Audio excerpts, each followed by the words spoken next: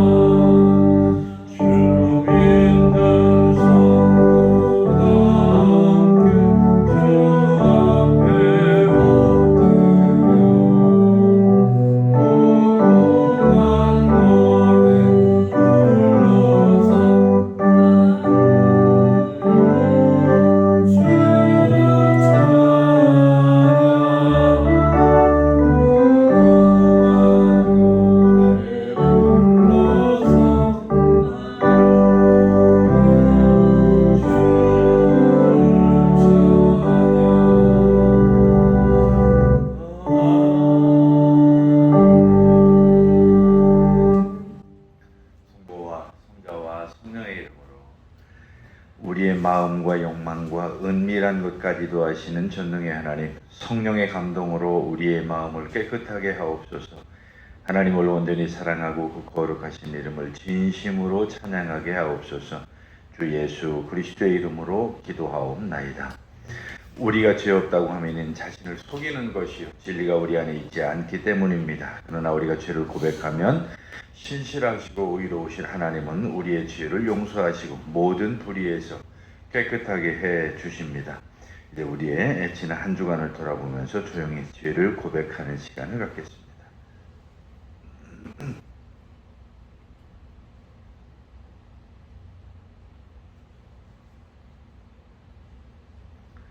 우리는 죄에서 벗어날 수 없음을 고백하나이다. 우리는 생각과 말과 행위로 죄를 지었으며 원하는 선을 행치 아니하고 원하지 않는 악을 행하였나이다. 우리는 마음을 다하여 주를 사랑하지 않았으며 내 이웃을 내 몸과 같이 사랑하지도 않았나이다. 하나님의 아들 주 예수 그리스도를 오시고 우리를 불쌍히 여기소서. 우리를 용서하시고 새롭게 하옵소서. 주님 뜻 안에서 기뻐하며 죄의 길을 걸으며 하나님의 거룩하신 이름을 영화롭게 하옵소서.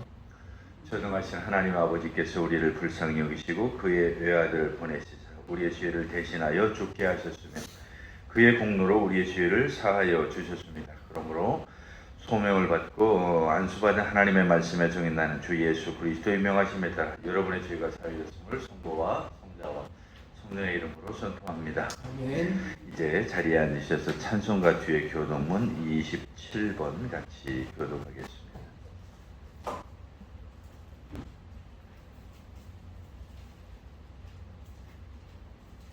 교동문 27권 시편 51편의 말씀입니다.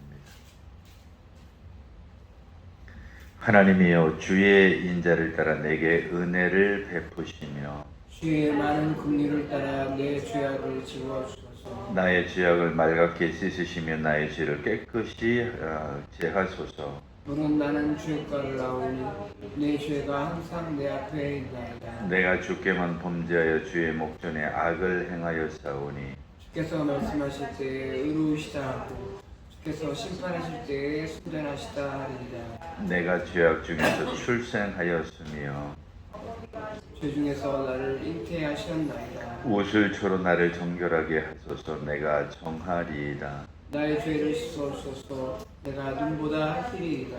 하나님이여 내 속에 정한 마음을 창조하시고 내 안에 정직한 영혼을 새롭게 하소서. 아멘. 이제 우리 한번 같이 기도하실 때에 나라와 민족을 위해서 기도하시고 교회를 위해서 기도하시고 또 많은 어렵고 힘든 우리 이웃들을 위해서도 한번 기도하겠습니다.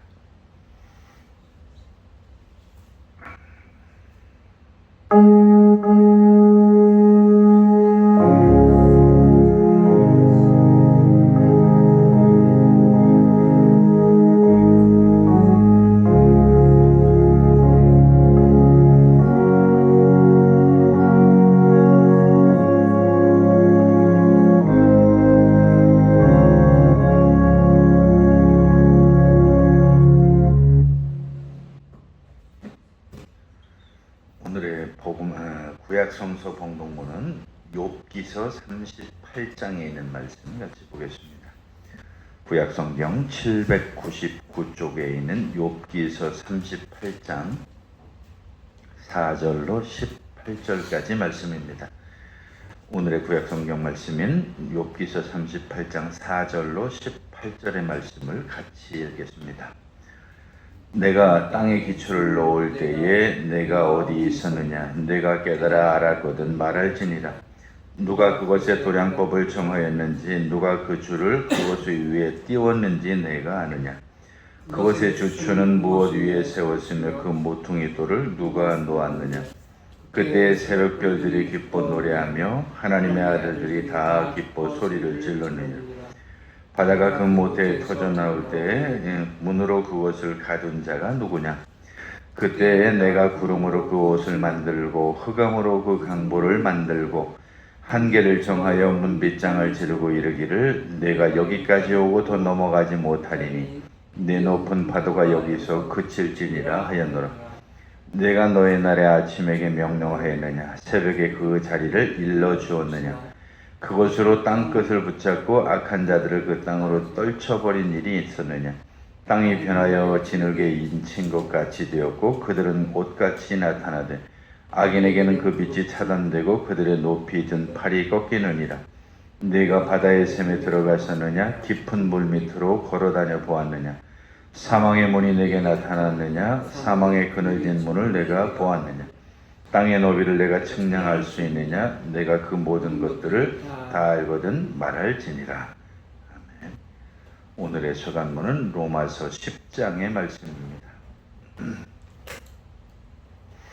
신약성경 253쪽에 있는 로마서 10장 5절로 17절까지 말씀입니다. 오늘의 서간문인 로마서 10장 5절로 17절의 말씀을 같이 읽겠습니다.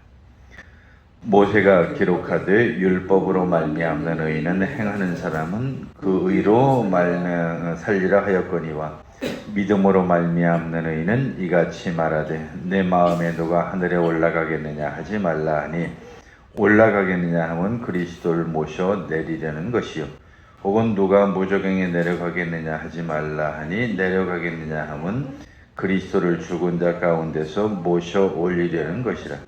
그러면 무엇을 말하느냐? 말씀이 내게 가까워 내 입에 있으며 내 마음에 있다 했으니 곧 우리가 전파하는 믿음의 말씀이라.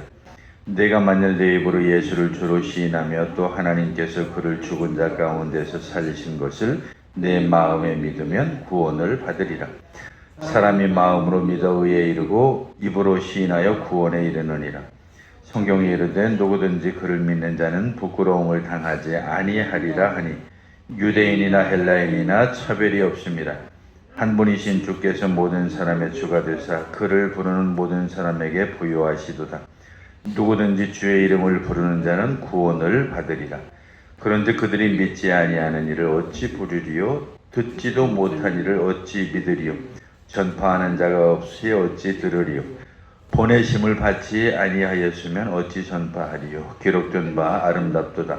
좋은 소식을 전하는 자들의 발이여함과 같으니라. 그러나 그들이 다시 복음을 순종하지 아니하였도다. 이스라엘가 이르되 주여 우리가 전한 것을 누가 믿었나이까 하였으니 그러므로 믿음은 들음에서 나며 들음은 그리스도의 말씀으로 말미암았느니라. 아멘. 285장 찬송입니다.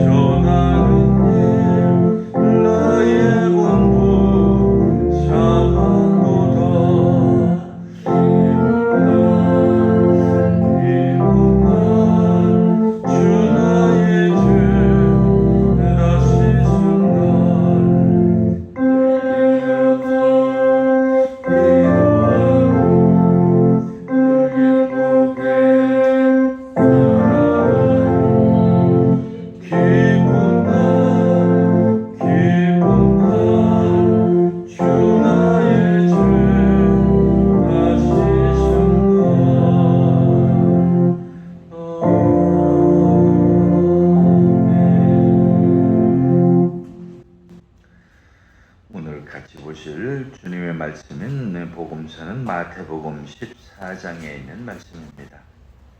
마태복음 14장 22절로 33절에 있는 주님의 말씀을 펴시고 주님의 말씀을 듣기 위해서 자리에서 일어서시겠습니다. 오늘의 주님의 말씀을 제가 대신 여러분들에게 봉독해 드리겠습니다.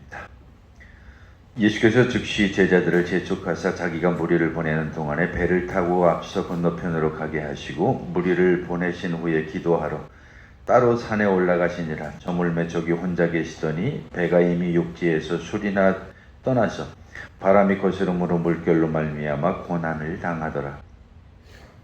밤 사경에 예수께서 바다 위로 걸어서 제자들에게 오시니 제자들이 그가 바다 위에 걸어오심을 보고 놀라 유령이라 하며 무서워하여 소리 지르거늘 예수께서 즉시 이르시되 안심하라 나니 두려워하지 말라. 베드로가 대답하여 이르되 주여 만일 주님이시거든 나를 명하사 물 위로 오라 하소서 하니 오라 하시니 베드로가 배에서 내려 물 위로 걸어서 예수께로 가되 바람을 보고 무서워 빠져가는지라 소리질러 이르되 주여 나를 구원하소서 하니 예수께서 즉시 손을 내밀어 그를 붙잡으시며 이르시되 믿음이 작은 자여 왜 의심하였느냐 하시고 배에 함께 오름에 바람이 그치는지라 배에 있는 사람들이 예수께 절하며 이르되 진실로 하나님의 아들이로소이다 하더라.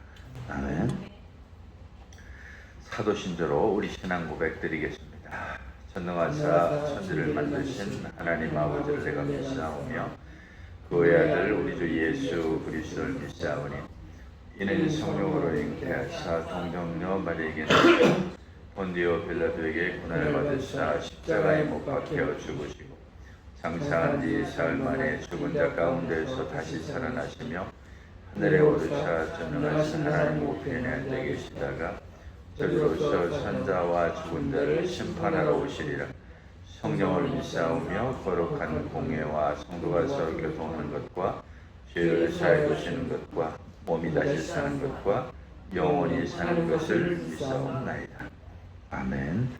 이제 자리에 앉으셔서 352장 찬송 드리겠습니다.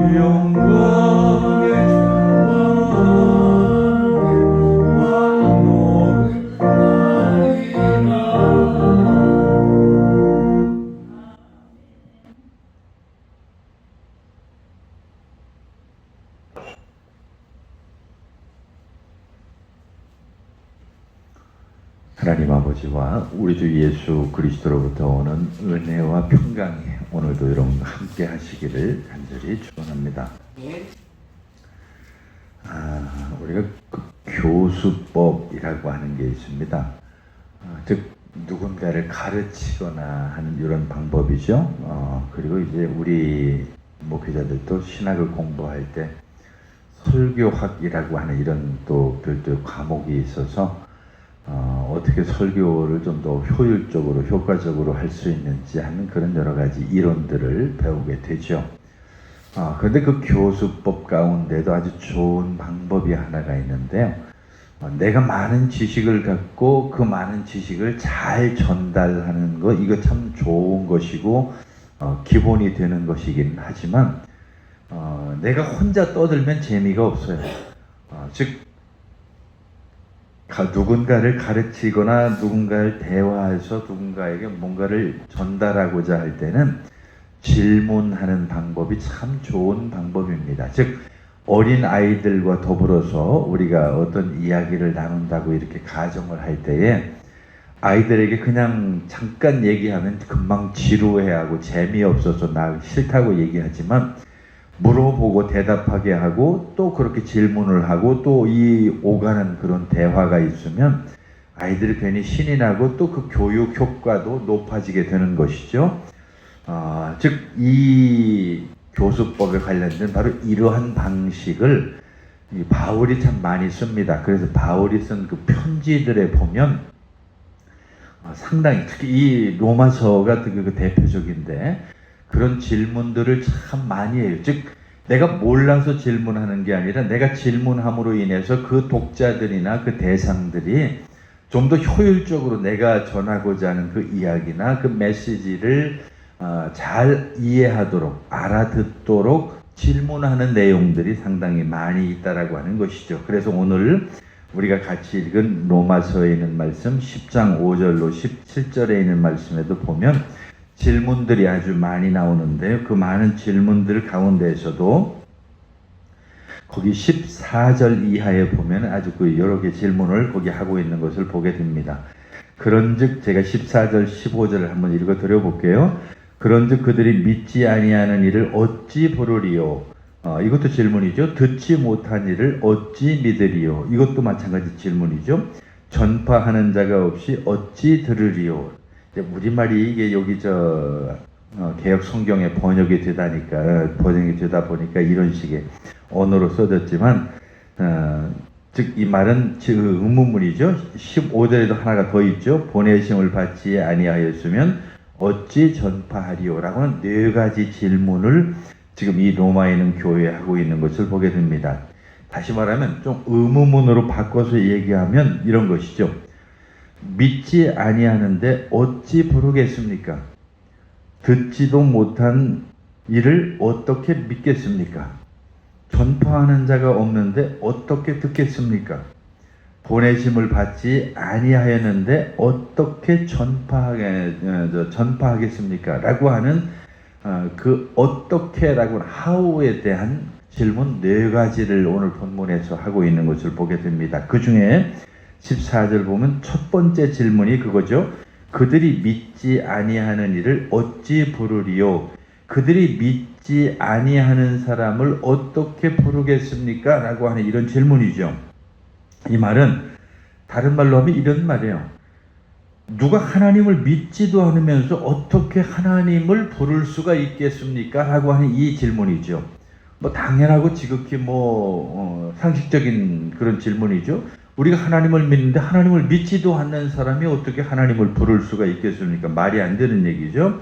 그래서 우리 일상적인 어떤 그 삶 속에서도 최소한의 어떤 그 믿음이 요구가 되는 건데 다른 사람이 우리의 말을 들어줄 것이라고 믿지 않는 한 그들이 우리가 원하는 것을 기꺼이 줄 수 있다고 또 믿지 않는 한 우리는 그들에게 아무것도 요구할 수 없는 그리고 요구하지 않는 것이 바로 우리 인간관계라고 하는 것이죠. 마찬가지로 우리가 하나님과의 관계에서도 내가 하나님을 믿지 않는데 어떻게 내가 하나님을 부를 수가 있겠느냐는 얘기죠. 마찬가지죠. 하나님께서 우리의 기도를 들어주실 것을 만약에 우리가 믿지 않는다고 한다면 우리가 어떻게 하나님 앞에 기도할 수가 있겠어요? 내가 기도하면서도 틀림없이 하나님이 내 기도 안 들으실 거야. 하나님이 내 기도 들으실 리가 없어. 라고 하는 최소한의 그 믿지 않는 그 믿음이 없이 어떻게 내가 하나님 앞에 기도할 수가 있겠어요? 그건 불가능하죠. 최소한의 그 믿음이 있을 때 그것이 가능한 것이라고 하는 것이죠. 사실 우리가 뭔가를 하나님 앞에 구한다든지 주시옵소서 하고 하나님 앞에 하나님 내가 이게 필요합니다. 하나님 내가 정말 이런 것들을 주시옵소서 하고 이런저런 여러 가지 많은 기도를 할 때에 내가 하나님을 믿지 않으면 그 기도가 가능한 얘기가 아니죠. 불가능해요. 내가 하나님을 믿어야 가능한 얘기예요. 적어도 최소한의 거기에 믿음이 전제가 된다라고 하는 사실을 오늘 이 바울이 이 로마 교회에다 지금 제일 처음으로 이야기를 하고 있죠. 그들이 믿지 아니하는 일을 어떻게 부르겠습니까? 라고 그러죠. 그래서 바울은 그 영적인 문제에서 성공적인 기도를 위해서는 적어도 하나님에 대한 믿음이 기본이 되고 기초가 되어야 됩니다라고 하는 것을 제일 첫 번째 질문으로 그 사람들에게 편지를 쓰고 있는 것이죠. 그래서 우리가 늘 그 믿음에 대한 강조를 하는 것도 바로 그런 이유에서 그렇습니다. 아무리 내가 교회를 잘 나와도 내 마음에 믿음이 없으면 그 믿음이 없는데 어떻게 기도가 되겠어요? 내 마음이 정말 열심히 교회를 위해서 봉사해도 하나님 내가 정말 나에게 필요한 이것도 줬으면 좋겠고 저것도 주셨으면 좋겠고 이런저런 것들에 대해서 하나님에게 요구를 하지만 그 마음에 믿음이 없다고 한다면 어떻게 그런 기도가 우리 입술을 통해서 가능하겠느냐라고 하는 것이죠.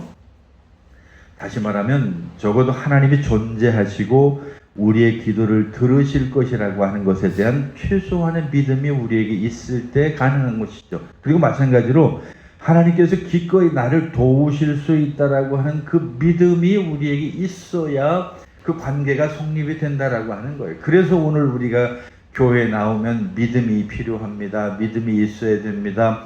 뭐 깊은 믿음을 가져야 됩니다. 뭐 신실한 믿음이 있어야죠. 이런 이야기를 하는 이유가 가장 기본이 되기 때문에 그래요. 그 믿음이 있어야 뭐가 이루어질 거 아니에요. 믿음의 단계를 넘어서야 그 다음에 뭐가 실현될 거 아니냐는 얘기죠. 최소한의 우리가 구원을 받는 것도 내가 그 믿음을 가지고 있을 때에 그 구원이 가능한 것이지 하나님 앞에서 내가 믿음도 없는데 어떻게 내가 구원받을 것이라고 하는 그 확신이 내게 올 수도 없잖아요. 그건 불가능한 얘기죠. 우리 죄인들이 하나님의 자비를 구하려고 한다면 먼저 하나님을 신뢰하지 않으면 안 된다라고 하는 얘기예요. 내가 하나님을 믿지 않으면 안 된다는 거죠. 물론 제가 이렇게 이야기하면 뭐 그까지 뭘 어렵겠냐고 이렇게 얘기할지도 모르겠지만 대부분의 사람들, 특히 우리 그리스도인이라고 하는 사람들도 하나님에 대한 그런 믿음, 그런 확신, 그리고 하나님의 약속에 대한 신뢰 이런 것들이 없기 때문에 문제가 되는 거죠. 사실은 성경은 약속 커버넌트라고 하죠. 이제 히브리 말로는 베리스라고 하는 그런 말인데 그게 사실은 어떤 그 동물을 자르고 그 사이를 지나간다라고 하는 그 약속을 지키는 그런 아주 굉장히 좀 의미가 있는 그런 표현인데 성경은 특별히 그 약속에 대해서 많이 말씀을 하세요. 특히 많은 약속들이 성경 안에 있죠. 그런데 그 약속들을 내가 하나님을 신뢰하지 못하고 믿는 그 믿음이 없다고 한다면 그게 나하고 아무 상관이 없는 거예요. 최소한 내가 하나님을 믿는다고 하는 그 믿음이 있을 때 그게 가능한 얘기죠. 그런데도 불구하고 대부분의 많은 그리스도인들조차도 정말 하나님 이거 해줄까? 하나님 이게 가능하겠어? 정말 하나님이 내 기도를 들어줄까? 그게 신뢰가 안 되는 거예요. 오늘 많은 그런 사람들이 알아야 될 것은 그들이 부르짖을 때, 그들이 기도할 때 분명하게 그 기도를 들으시는 하나님이 있다라고 하는 그 사실, 그리고 하나님이 그 기도를 들으시고 그 기도대로 하나님이 들어 응답해 줄 것이라고 하는 그 믿음, 그게 바로 우리에게 필요하다라고 하는 것입니다. 그들은 하나님의 악을 보는 것보다 정말 하나님의 정말 순결하고 하나님의 약속을 지키는 신실하신 분이고 하나님이야말로 이스라엘 백성들을 통해서 그렇게 보여주셨듯이 오늘 우리에게도 여전히 똑같은 그런 약속을 지키시는 분이라고 하는 그 사실에 대해서 신뢰하는 그거죠. 적어도 하나님께서 오늘 우리에게 호의적이라고 하는 사실, 그리고 하나님께서 우리를 사랑하신다라고 하는 사실, 그리고 하나님이 내 이야기를 들으시고 그리고 나와 더불어서 내가 잘 되기를 원하시는 분이 바로 하나님이라고 하는 그 사실을 우리가 알아야 되겠다라고 하는 것이죠. 그래서 하나님은 어떤 사람이든지 다 받아주시고 용서하시고 그 기도를 들어주신다라고 하는 그 사실만 알아도 오늘 우리가 그 하나님을 신뢰하는데 그렇게 많은 어려움을 가질 필요가 없다라고 하는 거예요. 정말 하나님은 믿을 만한 분입니다. 별로 이 말은 내가 실감하지 아니하면, 내가 경험하지 아니하면, 내가 그 하나님의 능력이나 하나님의 은혜를 누려보지 못했다고 한다면 참으로 그 대답하기 어려운 질문이 바로 그런 것이죠. 자, 어쨌든 우리는 그러한 믿음을 가지고 출발을 해야 되는 그런 상황이기 때문에 바울은 그 로마 사람들에게 최소한 그들이 믿지 아니한 일을 어떻게 부르겠습니까? 좀 반어법적인 그런 이야기인데요. 여러분, 믿음이 있을 때 하나님을 찾지 않겠습니까? 라고 이렇게 질문하는 거죠. 당연한 얘기죠. 오늘 저나 여러분이 바로 그와 같은 믿음을 가지고 하나님을 찾을 수 있기를 간절히 축원합니다. 두 번째 질문이 거기에 있죠. 듣지도 못한 일을 어찌 믿으리요? 라고 이렇게 거기 14절에 말씀하고 있습니다. 들어보지도 못한 사람이 어떻게 예수를 믿을 수가 있어요? 들어보지도 못한 사람이 어떻게 교회에 나올 수도 있어요? 들어보지도 못한 사람이 어떻게 그 믿음을 소유할 수 있겠느냐라고 하는 것이죠. 마음이 본능적으로 하나님께 향하고 하나님에 대해서 들어본 적이 없는 그 불신자들이 마치 무슨 신비한 영에 이끌려서 마치 여기를 찾아오는 것처럼 우리가 그렇게 생각한다고 한다면 그것은 조금 곤란한 얘기죠. 사실은 오늘 우리가 하나님의 말씀을 전해야 되는 이유가 바로 거기서부터 출발하는 거예요. 그 사람이 교회에 나오고 안 나오고 이건 그렇게 중요한 게 아니에요. 그 사람이 예수를 믿고 안 믿고 이게 그렇게 중요한 게 아니에요. 적어도 예수 그리스도라고 하는 그분에 대해서 우리가 전하고 그분이 어떤 분이라고 하는 것을 그 많은 우리 주변 사람들에게 알려야 된다라고 하는 것이죠. 그래야 그들이 바로 예수를 믿을 거 아니겠어요?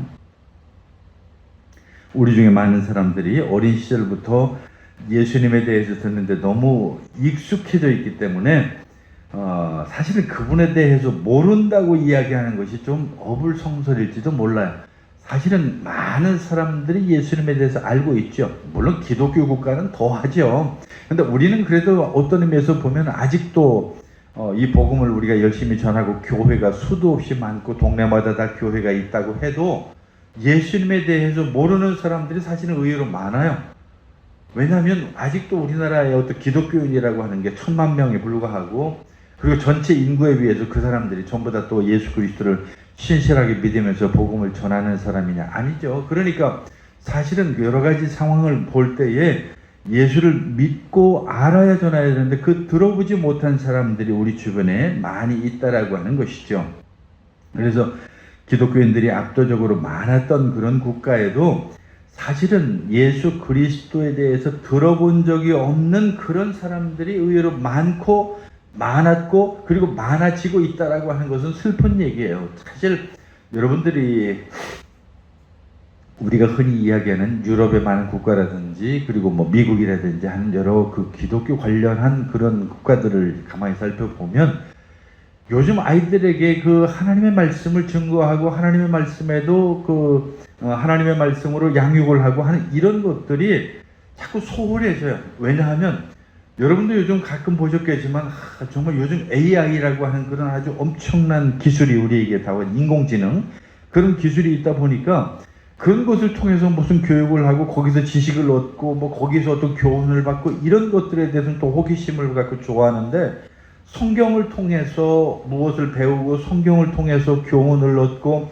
그리고 성경을 통해서 자녀를 양육시키고 하는 이런 것들에 대해서는 그 기독교 국가들조차도 소홀해지고 있다라고 하는 얘기예요. 더 아쉽고 힘든 것은 오늘 저나 여러분이 뭐 지금 우리 현실도 다 그렇습니다만은 이제 성경책을 가지고 다니는 사람이 별로 없어요. 뭐 우리 교회만 그런 것이 아니라 이제 성경책을 안 가지고 다니려고 그래요. 왜요? 핸드폰에 다 있잖아요. 핸드폰에 다 있으니까 핸드폰만 하면 거기 성경책 다 있는데 중요한 것은 그거예요.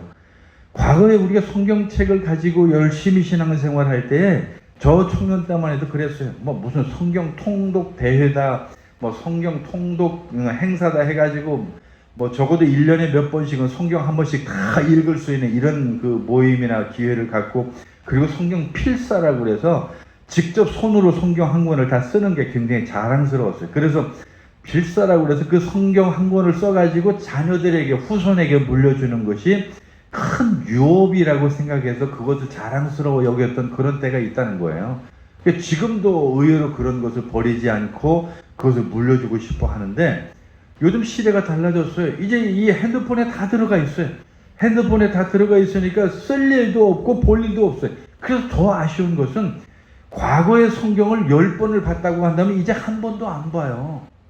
성경을 안 봐요. 내 핸드폰에 있으니까 더 많이 봐야 되는데 핸드폰에 있으니까 더 안 본다는 거예요. 그게 얼마나 안타까운 일이냐는 거죠. 믿음에는 항상 목적이 있습니다. 믿음에만 있는 게 아니고 어떤 무언가에 대한 어떤 믿음이 있죠. 그래서 누군가를 신뢰하고 예수님에 대한 어떤 들어본 적이 없는 그런 사람이 정말 어떤 예수 그리스도에 대해서 믿을 수 있는 최소한의 근거가 없으니까 믿을 수가 없는 거예요.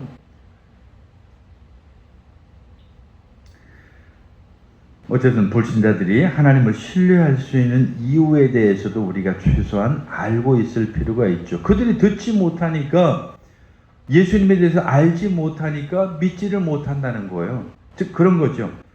이 하나님을 알지 못하고 듣지 못하는 사람들은 하나님 아버지께서 그들의 구속을 위해서 그 아들을 보내셨다라고 하는 그 사실에 대해서 그들은 몰라요. 하나님께서 당신을 구원하기 위해서 예수님이 십자가에 달려 돌아가셨다라고 하는 그 사실에 대해서 몰라요. 하나님이 세상을 사랑하시는 방식과 여전히 그분에게 반역하는 그 인류를 어떻게 다루시는지에 대해서 전혀 누가 얘기해 준 바가 없기 때문에 몰라요. 그뿐만이 아닙니다. 예수님께서 그들을 대신해서 십자가에 달려 죽으셨다라고 하는 그 소식도 모를 뿐만 아니라 그런 여러 많은 예수 그리스도에 관련된 그런 것들을 전혀 알지 못하기 때문에 오늘 여러분들이 혹시 온라인이나 요즘 젊은 세대들을 보면은요, 그냥 아무것도 모르고 기독교를 욕하고 아무것도 모르고 교회를 욕해요. 사실 그 사람들이 어떤 교회에 대해서 많이 알고 기독교에 대해서 많이 알고 이렇게 욕을 하고 비난한다면 저는 기꺼이 고개를 끄덕이고 그래 네 말이 맞아 이렇게 이야기할 것 같아요. 그러나 기독교를 비난하는 사람들은 거의 대부분 열임의 9은 기독교를 모르고 비난을 해요. 그 비난하는 이유가 뻔해요. 자기가 직접적으로 뭔가 피해를 입은 거예요. 예를 들면 그런 거예요. 오늘날 교회가 덕을 세우지 못해서 도시교회들이 주차 문제 때문에 주일날 아주 제일 힘들어해요. 그러다 보니까 막 온 동네 골목에다가 차를 다 세우니까 예수 안 믿는 사람들 볼 때는 막 그 예수 믿는 사람들 그 교회만 보면 아주 그냥 경기가 날 정도로 이렇게 굉장히 피해를 많이 준다고요. 물론 이제 평일날 교회 주차장을 공개하고 개방함으로 인해서 많은 사람들이 그 교회에 도움을 받도록 하는 이 서로 공존하는 서로 윈윈하는 그런 교회들도 많이 있지만 그렇지 못하고 주변에 피해를 주는 그런 교회들이 많이 있거든요. 예를 들면 그런 거예요. 그러다 보면 그 사람은 내가 당장 피해를 당하니까 그 피해를 당한 그것 때문에 교회는 나쁘고 예수 믿는 사람은 나쁜 사람들이고 어쨌든 교회 가서 예수 믿는 것은 안 된다. 이런 식으로 자기가 피해본 거를 그렇게 이야기하는 거예요. 뿐만 아니에요. 교회라고 하는 것은 좋은 사람만 모이는 곳이 아니잖아요. 교회는 별놈 다 모이는 데가 교회예요. 별 사기꾼 도둑놈이 왜 안 오겠어요? 별놈 다 와요. 지금 우리 교회 안에서도 수도 없이 여러 번 지금까지 지내면서 지난 20여 년 동안 수도 없이 많은 것도 잃어버리고 다 별일 다 있었죠. 교회라고 하는 게 그런 거예요. 그런데 교회가 마치 무슨 천사들이 모이는 걸로 그렇게 착각을 해가지고 교회 와서 그런 사람을 봤다고 해서 예수 믿는 사람들 다 나쁜 사람들이라고요. 예수 믿는 사람들은 양심도 없는 사람들 이런 식으로 이렇게 오해를 해가지고 그 전체를 일반화하려고 하는 그런 오해들이 대부분이에요. 대부분 그래요. 그게 바로 뭐냐면 교회를 모르니까 예수님에 대해서 모르니까 하나님에 대해서 알지 못하니까 자기가 알고 있는 자기 안의 경험이나 지식을 가지고 비난하고 비판하고 그러는 거죠. 그런 의미에서 본다고 한다면 적어도 우리는 그런 것들을 많은 사람들에게 알려줄 필요가 있다라고 하는 거예요. 그런 사람들이 그런 오해를 가지지 않도록 우리가 그런 사람들의 그 오해를 풀어줄 필요가 있다라고 하는 것이죠. 즉 다시 말하면 들어본 적도 없는 분을 어떻게 믿으시겠습니까? 그들이 오해하고 있는 예수 그리스도에 대해서 당신이 이야기하는, 당신이 그리고 이해하는 그런 예수 그리스도는 잘못된 것이고 진짜 예수 그리스도라고 하는 그분이 어떤 분이라고 하는 사실에 대해서 우리가 가르쳐주고 전하고 들려줘야 되잖아요. 그래야 그들이 오해를 풀 거 아니겠어요? 특히 하나님과 예수님을 부르는 누구든지 구원과 용서와 영생을 주시는 바로 구세주 하나님에 대해서 그들에게 이야기해 줄 필요가 있고요. 하나님께서 그들을 구원하시기 위해서 얼마나 많은 노력과 얼마나 많은 우리를 향한 사랑과 그리고 얼마나 많은 오래 참음이 그분 가운데 있었는지에 대해서 우리가 이야기해 줄 필요가 있다라고 하는 것이죠. 그래야 들을 거 아니겠어요. 자, 세 번째 질문을 또 거기 하고 있습니다. 세 번째 질문이 뭔가요? 전파하는 사람이 없이 그들이 어떻게 듣겠습니까? 하는 얘기예요. 전하는 사람이 없는데 어떻게 들을 수 있겠어요? 지금 앞에서 이야기한 그 질문에서 제가 거의 많이 이야기를 했는데요. 전하지 않는 사람, 전하지 않으면 누가 듣겠어요? 가만히 앉아있는데 그게 신비하게 하늘에서 뭐 음성이 들리겠어요? 그럴 리는 없잖아요. 전파하는 누군가가 있어야 그 사람들이 알 거 아니냐는 얘기죠. 대부분의 이 성경을 보면 하나님께서 직접 나타나시는 경우도 물론 몇 번이 있지만 대부분 하나님의 일하시는 방식은 사람을 통해서 일하신다는 거예요. 그래서 제가 지난주인가 지지난주인가 제가 그런 설교를 한번 한 적이 있죠. 오늘 저나 여러분들이 하나님으로부터 받은 은혜가 있다고 한다면 그 은혜가 나에게서 멈추는 것이 아니라 그 은혜를 내가 받았으니까 하나님께서 나를 통해서 뭔가 일을 하시려고 한다라고 하는 그것을 내가 깨닫고 내가 또 그 수단이 되고 방편이 되고 내가 그 일을 하는 사람이 되는 거예요. 그래서 내가 누군가를 향해서 일을 하면 또 그 사람이 또 누군가를 위해서 일하는 거죠. 그게 바로 하나님께서 사람을 통해서 일하시는 하나님의 방식이 바로 그런 거죠.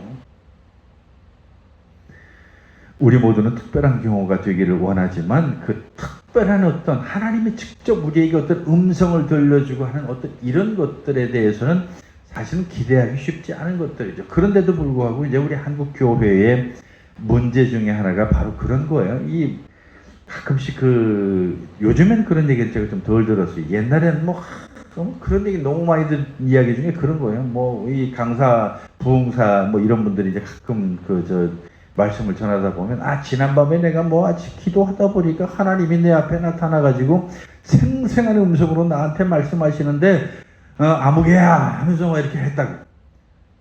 아침에 내가 이 새벽 기도를 하는데 새벽 기도일 때 하나님의 음성으로 나에게 쫙 들려주시는데 그 음성이 너무도 생생해서 내가 지금 여러분들 전한다고. 근데 이런 식의 그냥 노골적으로 매일 그런 식으로 이야기를 하다 보니까 그분들한테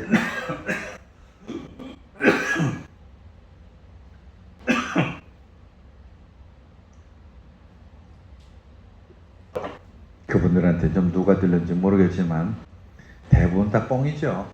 이건 시뻘건 거짓말들이나 그렇게 늘어세우고 그냥 과장해서 많은 사람들이 현혹이나 하고 그러니까 많은 교인들이 그리스도인들이 나는 하나님의 음성을 들어야 된다고 하면서 막 끊임없이 어디 산기도 우리 좋아하고 무슨 기도원 가서 좋아하고 그래서 하나님 나한테 응답해 주시고 기도 직접 말씀해 주시기 전에는 나는 이 산을 안 내려가겠습니다 하면서 죽어라 밤새도록 기도하고 이런 일들이 우리 한국에 부일비재 했잖아요. 물론 저는 하나님이 직접 우리에게 말씀하실 수 있다고 믿습니다. 왜냐하면 성경은 그런 일들이 우리에게 있으니까요. 그러나 중요한 것은 하나님이 일하시는 것은 사람을 통해서 일하시는 거예요. 수많은 선지자와 수많은 예언자와 그리고 뿐만 아니라 오늘 저나 여러분 제가 목사로서 하나님의 말씀을 전하는 것도 제가 여러분의 하나님의 대리인이 되는 거예요. 저는 제가 여러분들에게 어떤 제 능력을 가지고 전하는 것이 아니라 하나님이 저를 사용하시는 거잖아요. 하나님이 나를 사용해서 하나님의 말씀을 전하게 하시고 그 하나님의 말씀이 그 말씀에 내가 수단이 되고 도구가 되는 그런 것이죠. 그래서 하나님이 세상에 말씀하시는 방법이 바로 사람을 통해서 그렇게 하신다는 거예요. 고대 로마의 우상을 타파한 것도 사실은 복음 전파였고요. 개신교의 어떤 우리 개혁을 가져온 것, 즉 우리 개신교가 생겨나서 종교 개혁이 일어난 것도 바로 사람을 통해서 그렇게 된 것이었고요. 그 모든 것을 한 것은 바로 하나님의 말씀을 통해서 수단이 되고 방편이 된 사람을 통해서 바로 그런 일들을 하나님께서 이루셨다라고 하는 거예요. 그래서 믿음은 들음에서 나고 들음은 그리스도의 말씀으로 말미암는다라고 이렇게 우리 말씀하시죠. 즉 하나님의 그 말씀을 우리가 들어야 그리고 전파해서 그것을 누군가가 들어야 거기서 믿음이 생기지 않겠냐는 얘기예요. 누구도 얘기해 주는 사람이 없다고 한다면 어떻게 그게 가능하겠어요?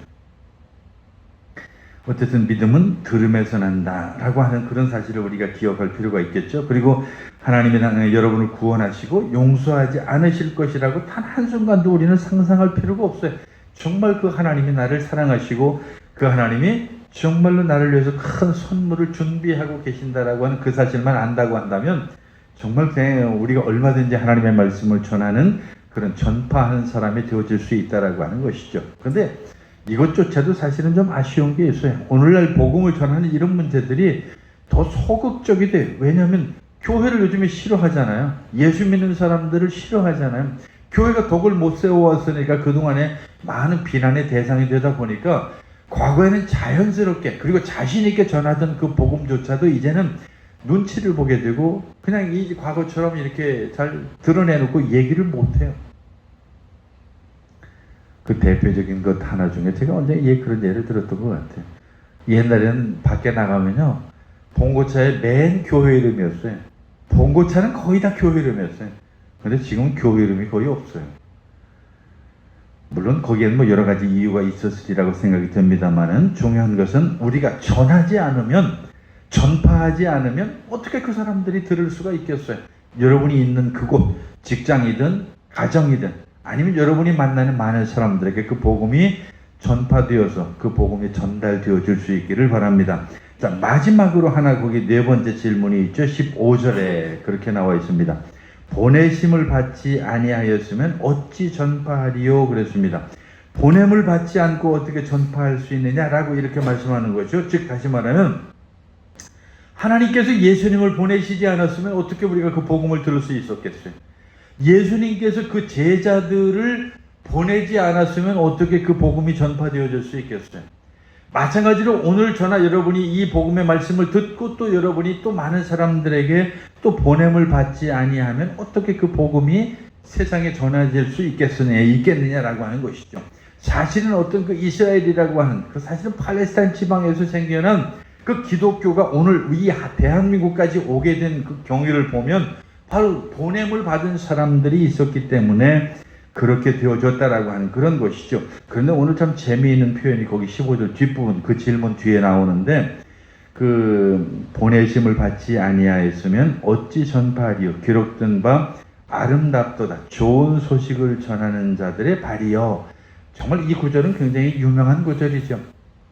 복음을 전하는 그 발이 아름답다는 거예요. 복음을 증거하는 그 발처럼 아름답고 소중한 것이 없다라고 하는 것이죠. 좋은 소식을 전파하는 그런 발걸음이야말로 정말 아름다운 것이라고 오늘 성경이 우리에게 말씀하고 있는 것입니다. 그래서 오늘 우리가 부르심을 받고 그런 복음을 증거할 수 있다라고 하는 것은 우리의 발걸음이 즐거운 것이죠.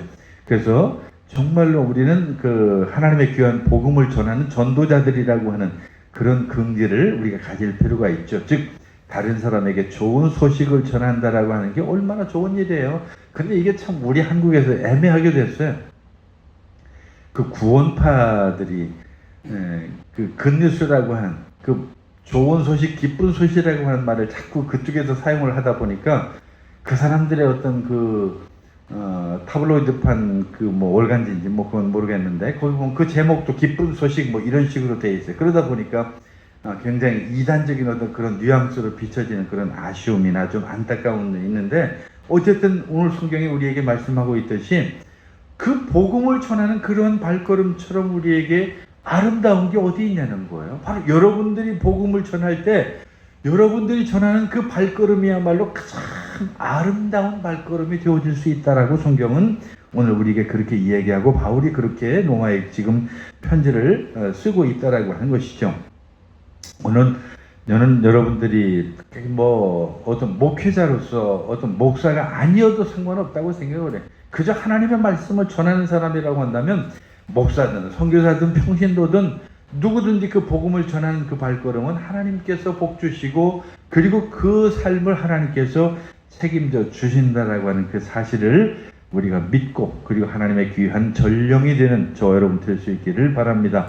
오늘 네 가지 질문 특별히 우리에게 말씀하고 있죠. 누구든지 주의 이름을 부르는 자는 구원을 얻으리라 라고 하는 이 말씀을 근거로 해서 믿지 않는 사람을 부를 수는 없다라고 하는 사실, 그리고 한 번도 들어본 적이 없는 사람이 믿을 수는 없다라고 하는 것, 그리고 설거지 없이 누군가 그것을 전하지 않으면 그것에 대해서 들을 수가 없다라고 하는 그것, 그리고 마찬가지 마지막으로 누군가를 보내지 아니하면, 그 복음을 전하는 사람을 보내지 아니하면 그것이 전달될 수 없다라고 하는 이 바울이 로마 교회에 보낸 4가지 질문을 우리가 잘 생각하고 그 질문 속에 답을 우리 스스로가 몸소 우리 삶에서 실천할 수 있는 저와 여러분 되기를 간절히 축원합니다.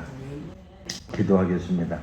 사랑이 많으신 하나님 아버지, 오늘도 우리에게 많은 일을 감당케 하신 하나님, 오늘 바울이 로마 교회를 통해서 보내는 편지에 4가지 질문을 우리는 기억을 합니다. 하나님, 그 질문 속에 나와 있는 그 질문의 요지는 우리가 복음을 듣고 그 복음을 전해서 그 복음을 열매 맺게 해야 된다라고 하는 바울의 간절한 열망이 담겨 있는 듯합니다. 주님, 오늘 우리가 여기서 말씀을 듣는 것에서 그치지 않게 하시고 그 복음을 듣고 전하는 우리가 되게 하여 주시옵소서. 예수님의 이름으로 기도하옵나이다. 아멘.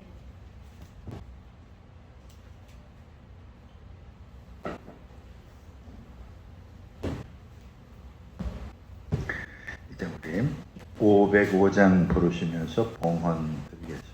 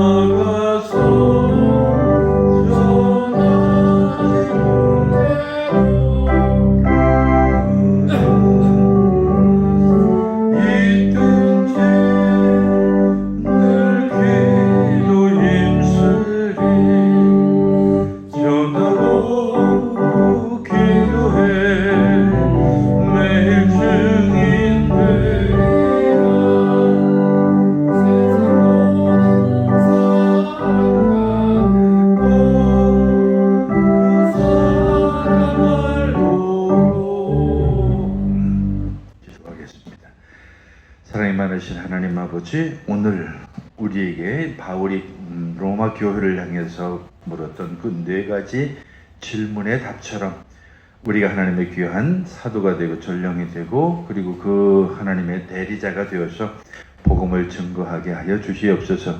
오늘도 하나님 앞에 드려진 감사한 물질들이 있습니다. 기뻐 받아주시옵시고 그 감사의 그 마음이 저들의 삶을 통하여서 넘쳐나게 도와주시며 늘 하나님이 지켜주시는 가운데 은혜가 풍성한 삶이 되게 하여 주시옵소서.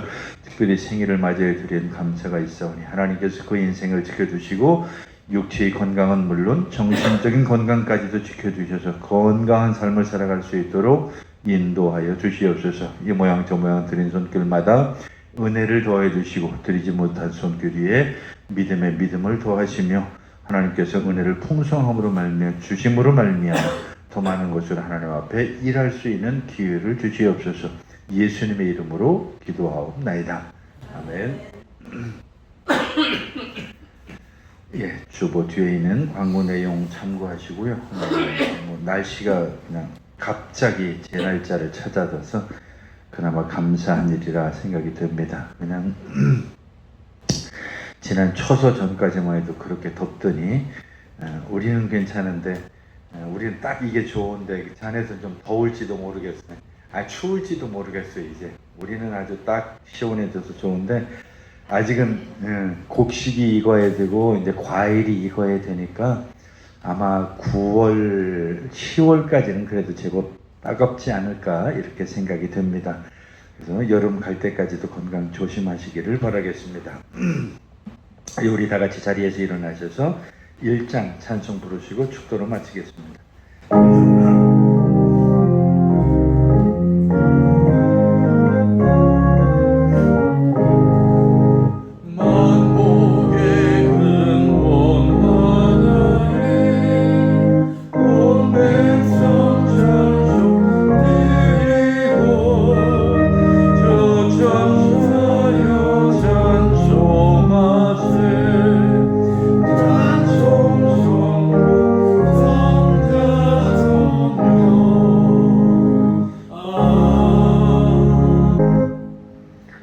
이제는 우리 주 예수 그리스도의 크신 은혜와 하나님 아버지의 극진하신 사랑과 성령의 감동 감화 교제에 교통하심이 이제는 하나님께 받은 바 그 크신 은혜의 축복의 통로가 되어서 하나님 마스크 뒤에 숨어 일하신 하나님의 은혜를 기억하고 또 그 많은 은혜를 많은 사람들에게 전하는 축복의 통로 되기 원하는 사랑하는 모든 성도들 머리 위에 이제부터 영원까지 함께 하시기를 간절히 축원하옵나이다.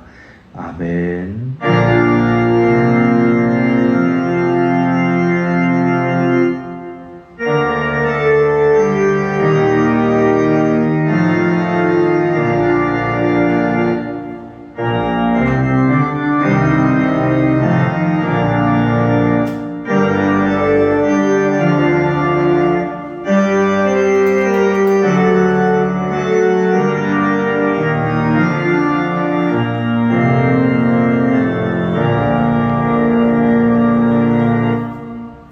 마치겠습니다. 평안히 돌아가십시오.